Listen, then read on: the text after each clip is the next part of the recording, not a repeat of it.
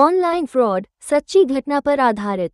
एक गांव में एक मध्यम वर्गीय परिवार रहता था, जिसमें लाला राम, उसकी पत्नी सरला, बेटा धवल और बेटी कुसुम रहते थे। उनकी इतनी आमदनी थी कि वो आसानी से गुजारा कर लेते थे। वो परिवार अपनी छोटी से दुनिया में बहुत खुश था, मगर उनकी खुशी किस्मत को मंजूर कहाँ थी। अचानक एक दिन एक कॉल आती है। हेलो सर, मैं स्मार्ट मार्ट से बात कर रहा हूँ। मैंने आपको बहुत बड़ी खुशखबरी देने के लिए कॉल किया है। हमारी कंपनी ने एक लकी ड्रॉ निकाला था, जिसमें आपका नंबर जीत गया है। तो इनाम में आपको एक कार दी जाएगी। सच में सर, मैं कार जीत गया हूँ। जी सर, आप कार जीत गए हैं।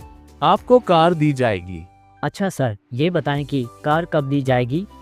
जी सर, आपको ये बात जल्द ही हमारी कंपनी के द्वारा बताई जाएगी। कार के जीत की खबर सुनकर घर में सब बहुत खुश थे। सब खुशी के कारण पागल हो गए थे। दिन भर सिर्फ कार के बारे में सोचते। कुछ दिन बाद वही कंपनी से कॉल आती है। हेलो सर, आपको मैंने ये बताने के लिए कॉल किया है कि हमारी कंपनी ने डेट डिसाइड कर ली है। आपको 31 मार्च को लखनऊ आना होगा, वही हमारा प्रोग्राम होगा। जी सर, हम लखनऊ जरूर आएंगे। जी सर, आइएगा, मगर उससे पहले आपको हमारी कंपनी से 20,000 की शॉपिंग करनी होगी, जिससे आपका नाम डिसाइड हो जाएगा। 20,000 की शॉपिंग क्यों? आपने तो कहा था कि मेरा नंबर लकी ड्रॉ में निकला है। जी सर, मगर हमारी कंपनी की पॉलिसी है कि जो नंबर लकी ड्रॉ में निकलेगा उसे पहले हमारी कंपनी से शॉपिंग करनी होगी, वरना ये प्राइस किसी और को दे दिया जाएगा। मगर वो परिवार कार की चाहत में अंधा हो चुका था, फिर भी 20,000 के कारण परेशान था। चलो शॉपिंग कर लेते हैं, और वैसे भी शॉपिंग करने को ही तो कहा है, ऐसे ही पैसे थोड़ी ना मांगे हैं। मगर फिर भी 20,000 बहुत बड़ा अमाउंट है। फिर सब आपस में मशवरा करके 20,000 की शॉपिंग कर लेते हैं। कुछ दिन बाद उनका सामान आ जाता है और उन सामानों की कीमत 20,000 से कहीं ज्यादा थी। सब सामान देखकर और खुश हो जाते हैं।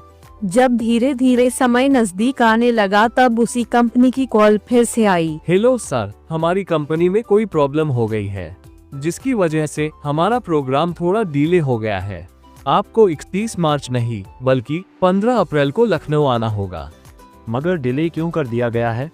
सर, वो हमारी कंपनी की कुछ पर्सनल प्रॉब्लम है, मैं आपको वो नहीं बता सकता। प्रोग्राम के कुछ दिन पहले मैं आपको सारी जानकारी दे दूंगा। समय में देरी सुनकर सब बहुत चिंतित हो जाते हैं। इतने दिनों के इंतजार के बाद जब वक्त आया तो प्रोग्राम डिले हो गया। हाँ, मुझे भी बहुत इंतजार था, मगर अब कर ही क्या सकते हैं। अब और इंतजार करना पड़ेगा। फिर कुछ दिन बाद उस कंपनी की दोबारा कॉल आती है। हेलो सर, मैंने आपको इसलिए कॉल किया है कि 15 अप्रैल को आपको लखनऊ आना है, मगर आपको उससे पहले एक बार फिर हमारी कंपनी से 20,000 की शॉपिंग करनी होगी। लेकिन क्यों? पहले आपने कहा था कि शॉपिंग करो तो हमने कर ली, मगर फिर आप कह रहे हैं कि दोबारा 20,000 की शॉपिंग करो। हम इतने पैसों की खरीदारी नहीं कर सकते। अगर आपने शॉपिंग नहीं की तो आपको विनर नहीं बनाया जाएगा, फिर हमारी कंपनी किसी और को विनर बना देगी।